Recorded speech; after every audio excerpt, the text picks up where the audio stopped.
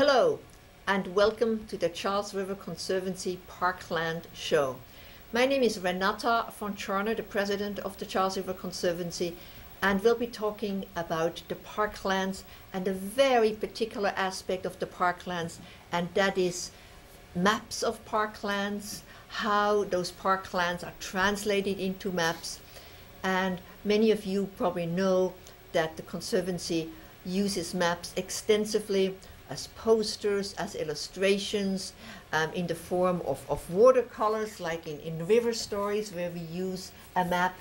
So maps are very important to us. So today we have a map collector, somebody who loves maps, who came as a guest. Welcome, John Seferiadis. Thank you, Renata. A pleasure to be here. And so we're going to look at some maps, historic maps, and what do they tell us? What is the map maker trying to do? I recall when I do watercoloring of maps, it is really for me to understand what is out there. And sometimes you come to an area and you wonder, I don't really know how this area looks like in reality. So it's kind of a back and forth between the map making and checking out reality. So we'll be looking at some of these historic maps, and we'll find wonderful traces of historic Cambridge. And this is a map that you have probably seen before. This is the poster map that the Charles River Conservancy uses, with this wonderful blue band and the green parklands that are owned by DCR that come into our city, and about 300,000 people can reach this stretch of the river by foot, and about 400,000 people who work in this area can reach the river. So it's really a very important resource. And I mentioned the watercolor map. Here we see the various communities along the river, and of course Cambridge prominently there with a lot of river frontage in red. Now, John, tell us, you are a map collector, and I understand you work with map boards, and they sell maps and they also reproduce maps. But tell us, how did you get started in map collecting? Well, this started about 40 years ago, actually. Quite accidental. I was working at an environmental consulting company, and my supervisor at the time, I went into his office and saw that he had on his desk some books with gorgeous maps in them. So I looked at the maps. He explained where they came from. These were atlases, and I fell in love with just the colors, the watercolors, the attractiveness, and they showed a lot of detail of buildings and houses, and I wanted to seek out maps of my neighborhood in Newton. Yeah. So that's how I started. I purchased a old atlas, 1874 Atlas of Newton, found my neighborhood, and then after that there was a village fair in Newton Highlands.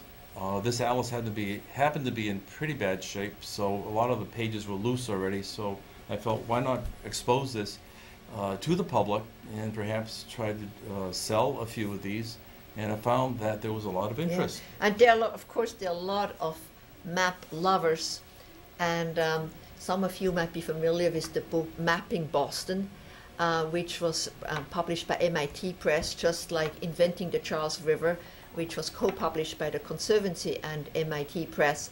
And many of the images that Norman Leventhal has collected and that are published in Mapping Boston then also were used for Inventing the Charles River.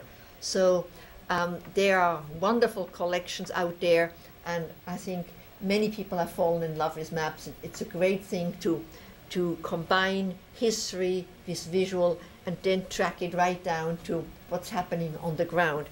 So we're going to look at maps of the Charles River from 1767 to 1902. And we start with the Pelham Map of Boston. And tell us what the Pelham, who was Pelham, and why is this an important map? This is a very, very important map of Boston. It's of the Revolutionary War period in our country. This happens to be one of my collection, which is actually a reproduction that was made in 1867. Faithfully reproduces the original by Pelham. But what's interesting to view in it is the fortifications. During the Revolution, obviously, defense and gun batteries, etc., were a very important feature, which Pelham showed on his map. Pelham, by the way, was a loyalist or British sympathizer, and was able to show in quite detail all of the fortifications. In fact, we see this on the Brookline on the left, and we see you see a battery there. Yeah, and now, the lines is the artillery lines. Yes, that's the range and direction of the artillery. So you can see that at that location, it would look down the Charles for any approaching vessels, and right across the way, you can see where there's a battery on the Cambridge side. I believe that's Magazine Beach. Magazine Beach. Yeah, which is now Magazine Beach. That's right. And more. And I think we have a close-up of that here, yes. With the battery on the Brookline side, and then Magazine Beach on the Cambridge side, where Cambridge Port now is. As you look at this map, certain things start to become obvious. Obviously, the coastline is not recognizable to anything we know today. It goes in and out. It shows the detail of marshes. The land is kind of cross-hatched, which means it was tidal, so that there's some definition to the topography here. Although there aren't any contours, you start to see that a lot of this land is not always underwater. It's tidal, of course.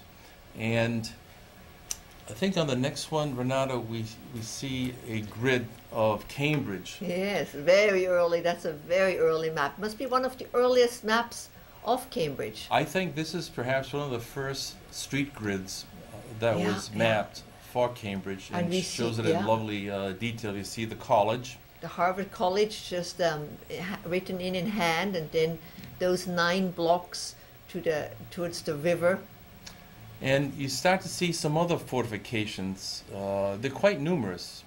Across the river, you can start to see, and even on this Cambridge side, just from the Harvard campus, you can see these canals are what's typical of a estuary with the marshlands, these rivulets of water going through, and you can see the level of detail that was given to mapping this. Now, to try to understand the amount of work that went into producing something like this, one has to go back to the tools that surveyors were using. This was back in the day of using a transit and a chain or a metal tape.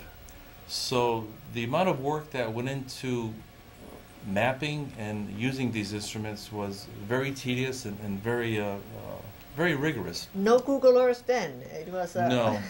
Today, when you think of photogrammetry and being able to take pictures from satellite and doing this very quickly, this was really a labor of love. Although at this particular time in our country's history, it was a period of where they were trying to map out fortifications and matters of self-defense. Yeah.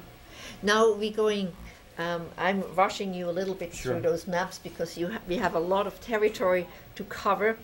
So we're going to look at this 1872 bird's eye view of Boston. Well, this is a piece of the bird's eye view. The bird's eye, first of all, the term bird's eye is a terminology that's used for mapping aerial perspectives. And frankly, it always amazes me how these early cartographers could visualize as if they were in a hot air balloon. I don't know if they took trips on hot air balloons to do this. To visually look at the urban environment and create this perspective. But it's a wonderful perspective because things start to become three-dimensional instead of flat, and you start to see a picture in time in terms of the activities that were going on in an area.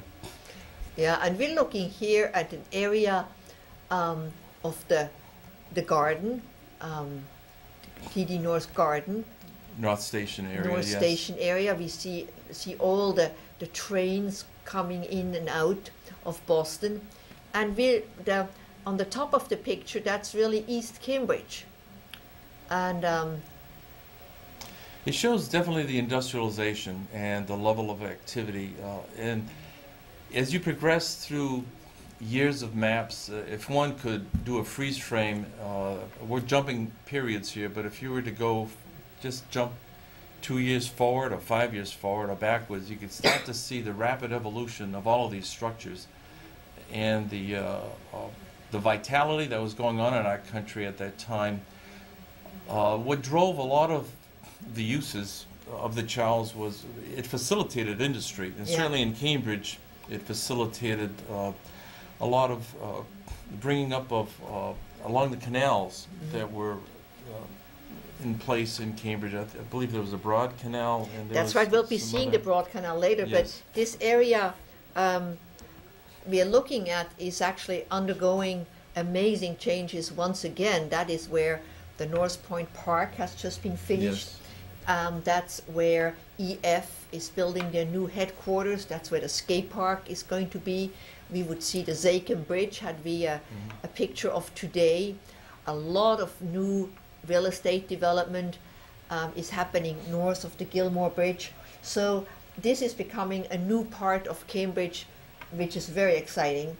And I think this will become part of that evolution of how, as you call it, how industrial land and then industrial wasteland is becoming a place for new residences, new businesses.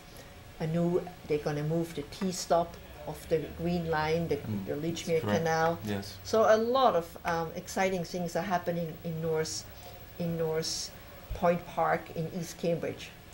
And I think you have another image of that same bird's eye view where we're looking upriver. The river has now been, Back Bay has been filled in. Well, parts of it have, Renata. If you go along the left side, you see Beacon Street, which forms the edge going along the water to the left.